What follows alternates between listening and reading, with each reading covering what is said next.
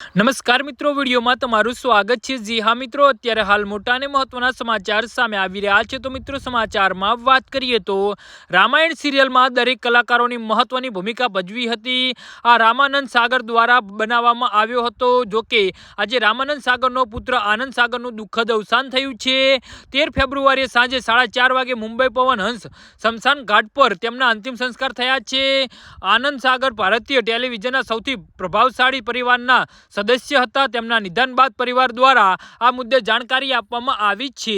તો રામાનંદ સાગરના પરિવારે ઇન્સ્ટાગ્રામ અને સોશિયલ મીડિયા પ્લેટફોર્મ પર પોસ્ટ કરીને આ મામલે જાણકારી આપી છે। પરિવારે જણાવ્યું છે કે ઘણા દુઃખ અને શોક સાથે સાગર પરિવાર આનંદ સાગરની નિધનની જાહેરાત કરે છે। આજે 13 ફેબ્રુઆરી 2026ના રોજ તેમનું નિધન થયું છે।